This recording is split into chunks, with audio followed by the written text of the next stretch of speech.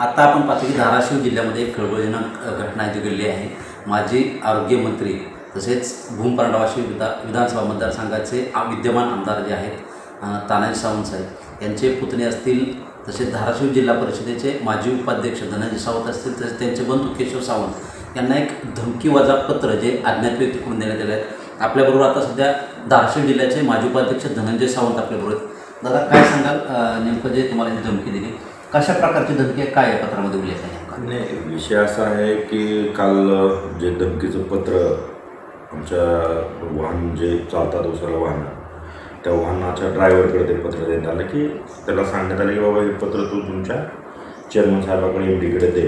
आणि ज्यावेळेस ते पत्र उघडून बघितलं तर त्याच्यावरती मजकूर लिहिलेला होता की केशव सावंत, धनंजय सावंत, तुमचाही तो मारलेला आपला जे सरपंच आहे त्यांचं नाव लिहिलं होतं की तसं तुमच्या मसाला वगैरे तुमची परिस्थिती केली जाईल अशा पद्धतीचं काल पत्र आलं। ते पत्र आल्यानंतर ज्यावेळेस ते आम्हाला माहिती मिळेल त्यावेळेस ते पोलीस स्टेशनला पाठवलं आणि त्याच्यावरती मला वाटतं पोलीस प्रशासनाने NC दाखल।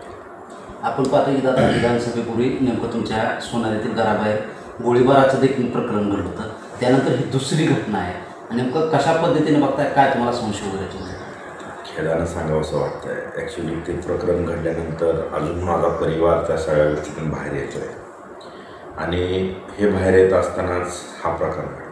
मला वाटतं त्या जर प्रकरणाची सखोल चौकशी झाली असती किंवा त्यात जर काय ॲक्शन मोडवरती कारवाई झाली असती तर मला वाटतं हा मेबी हा प्रकार टाळला असता किंवा कोणी अशी हिंमत केली नसती। पण एवढ्या सगळ्या गोष्टी असूनसुद्धा जर असं होत असेल तर धनंजय सावंत, केशव सावंत हे त्यावेळेस तरी विद्यमान, म्हणजे मी जिथं हे जे निवासस्थान आहे हे त्यावेळेस तत्कालीन जे आपले आरोग्यमंत्री होते तानाजीराव सावंत साहेब यांचंही निवासस्थान जिल्ह्याच्या पालकमंत्र्याच्या निवासस्थानावरती ज्यावेळेस गोळीबार होतो आणि तिथंही सुद्धा कुठंतरी एक मिसमॅच होतं की तपासात पहिला LCPI तपास करत होते, नंतर तो तपास DSP साहेबांच्याकडे वर्ग झाला, पण कुठंच काय झालं घडलं नाही आणि प्रत्येक वेळेस त्याचा पाठपुरावा केला। पण चालू आहे, बघतोय, करतोय, एक कुठंतरी म्हणजे हा ठीक आहे बाबा अशीच उत्तरं आली। या अनुषंगानं मी स्वतः, कारण ही दुसरी वेळ आहे, विषयाची परीक्षा बघायची आहे का, म्हणजे असं काय आहे का प्रशासनात? बरं, त्यावेळेस ज्यावेळेस माझ्या बंगल्यावरती फायरिंग झाली त्यावेळेस तरी इथं पोलीस प्रशासनाचा 1-3चा गार्ड होता, गार्ड असताना फायरिंग झाली। मग याला तर कोणाला तुम्हाला शिक्षा पुरवायची गरज नव्हती, काहीच ॲक्शन नाही। काय कारवाई केली त्याच्यावरती पोलीस प्रशासनानं? काय कारवाई केली? काय नाही केली। दादा, आपण काय पाहतो या घटनेनंतर काय संशय वगैरे तुम्हाला? आता काय संशय घ्यावा हेच कळणार। याच्यासाठीच मी येणाऱ्या 2 दिवसामध्ये या राज्याचे मुख्यमंत्री आदरणीय देवेंद्रजी फडणवीस साहेब यांची भेट घेणार, कारण मी या जिल्हा परिषदेचा उपाध्यक्ष आहे। जिल्ह्यामध्ये राजकारण किंवा माझे शुगर प्लॅन्ट जवळपास 5 शुगर प्लॅन्ट आमच्या सावंत कुटुंबाचे आहेत, त्याचे सर्व आदरणीय डॉक्टर प्राध्यापक तानाजीराव सावंत साहेब आहेत, या विधानसभा मतदारसंघाचे आमदार देखील आहेत आणि त्यांच्याशी चर्चा करून मी मुख्यमंत्री महोदयांची आणि आमचे जे मुख्य नेते आहेत या राज्याचे उपमुख्यमंत्री शिंदेसाहेब या दोघांची भेट। दादा, आपण पाहतोय की या घटनेनंतर एक धाराशिवमध्ये एक खळबळ माजली जाते। धाराशिव जिल्ह्यामध्ये पवनचक्कीचं देखील प्रकरण गाजलं आहे, नेमका त्या पत्रामध्ये उल्लेख तशा पद्धतीने आहे। काय पवनचक्कीशी काय याचा संबंध असू शकतो या घटनेत?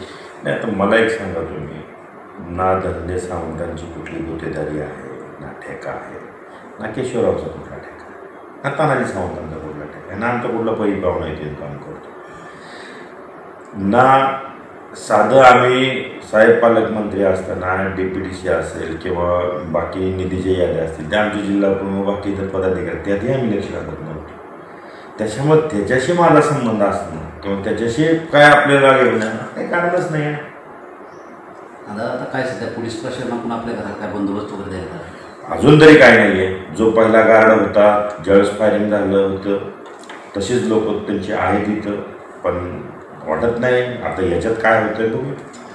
काय मागणी असणार दादा आपल्या? माझी मागणी एवढीच असेल प्रामुख्यानं की बाबा प्रशासन कधी बघणार आहे, म्हणजे आमचा जीव कोणाचा तरी गेलं बघणार आहे? हीच माझी मागणी असेल. बाबा तुम्ही लक्ष द्या, बघा काय झालं, सत्य परिस्थितीला जा, काय नेमकी अडचण काय, सत्य परिस्थितीला जायला नेमकी अडचण काय याचाही विचार कुठंतरी प्रशासनाने केला पाहिजे. बरं, याच्यामध्ये पालकमंत्री साहेब असताना SP साहेबांना ते वारंवार सांगत होते की बघा साहेब लक्ष द्या तुम्ही तुमच्या, आम्ही ह्यात इंटरफेअर करत नाहीये. याचा अर्थ असा आहे का की आम्ही शांत आहोत? मग जर असं झालं तर आता माझेही कार्यकर्ते, मी एका पक्षाचा जबाबदार पदाधिकारी आहे, मी लोकप्रतिनिधी आहे. उद्या आमचे पदाधिकारी, आमचे कार्यकर्ते त्यांनी जर काही गोष्टीचा विचार करायचा ठरवलं तर हे किती अवघड आहे याचाही विचार कुठंतरी ह्यांनी केला पाहिजे. आज मला सांगा, एखाद्याला जीवे मारण्याच्या अशा प्रकारे रिसेंटलीच प्रकरण झालं ना देशमुखांचं, सरपंचाचं जे प्रकरण झालं अजून ताजच आहे, चालूच आहे. तेही देशमुख आहे, मी सामान्य, मग काय मग फक्त याच्यामध्ये मराठा टार्गेट आहे असंही मला विचारायचं. याच्यामध्ये आता माजी मंत्री आमदार असतील तानाजी यांच्याबाबत काही, यांच्याशी काय चर्चा झाली? ॲक्च्युली मला हे रात्री आपल्या मीडियाच्या माध्यमातूनच कळालं पहिल्यांदा की पत्र आलं. लेट झालं होतं, मी लग्न कार्याच्या, आमचे जिल्हा प्रमुखाच्या लग्नाच्या घरीच्या होतो, त्याच्यामुळे उशीर झाला होता. माझं साहेबांच्या याच्यावरती कुठलंही बोलणं झालं नाही. निश्चित थोड्या वेळाला मी साहेबांशी फोनवरती बोलेल, चर्चा करेल. आणि मी जसं आपल्याला मगाशी म्हटलं, मी या राज्याचे मुख्यमंत्री, उपमुख्यमंत्री दोघांची भेट घेणार. कारण CM साहेबांच्या जो लाडकी बहीण योजनेचा जो कार्यक्रम त्यावेळेस झाला, त्या कार्यक्रमाच्या एक दिवस अगोदर माझ्या घरावरती फायरिंग झालं.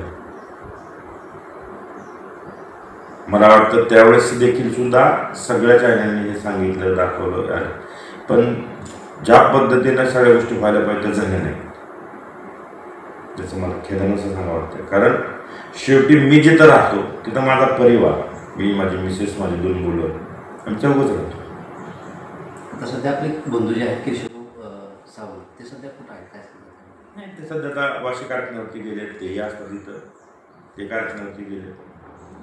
ते नेमकं दादा पत्र कशा प्रकारचं काय दाखवलं? आता ते मला, मी ज्यावेळेस मला माहिती मिळाली त्यावेळेस मी ते पत्र, तिथले जे हजारे म्हणून APS साहेब आहेत, मी त्यांना फोन केला आणि त्यांच्यामुळेच ते पत्र, बाबा काय नेमकं कशा पद्धतीने झालं आहे काय, त्यातून त्यांनी मला ते पत्र पाठवलं आणि असं त्याच्यावर नमूद केलं आहे, केशव सावंत, धनु सावंत, तुमचा पण संतोष देशमुख मसाजोगा केला जाईल अशा प्रकारचं पत्र त्यांनी आम्हाला ह्याच्याद्वारे पाठवलं.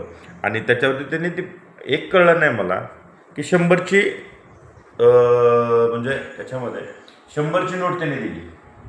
म्हणजे सुपारी देऊन कोण करत आहे का? दाखवायचं एक आणि करायचं असं काय चाललंय का? कारण आपण बघितलं असेल जिल्ह्यातली राजकीय परिस्थिती, त्याच्या अनुषंगाने काय चाललंय का, याही बऱ्याचशा गोष्टी आहेत. निश्चित तुमच्या सगळ्यांच्या माध्यमातून माझी पोलीस प्रशासनाला एवढीच विनंती राहील की याच्यामध्ये तरी किमान आपण एक चांगल्या प्रकारे चौकशी करून जे कोण दोषी असतील त्याच्यावरती कारवाई करा. नक्कीच आपण पाहतोय की हे होते धनंजय सावंत आपल्याकडे होते. या ठिकाणी त्यांनी अशी माहिती दिली आहे की आपण येणाऱ्या 2 दिवसामध्ये मुख्यमंत्री देवेंद्र फडणवीस असतील, तसेच उपमुख्यमंत्री एकनाथ शिंदे असेल यांची देखील भेट घेणार आहे. या घटनेविषयी दाद मागणार आहे त्यांच्याकडं. तसेच या ठिकाणी हा जो प्रकार आहे तो काय सुपारी दिल्याचा प्रकार आहे का असं देखील त्यांनी यावेळी बोलताना वक्तव्य केलं असून आम्हाला प्रशासनानं, पोलीस प्रशासनानं याकडे दखल देऊन याचा पूर्ण तपास करावा अशी मागणी त्यांच्याकडून करण्यात आली आहे. कॅमेरामन संतोष शिंदेसह शीतकुमार होटे, TV9 मराठी, सोनारी, परांडा.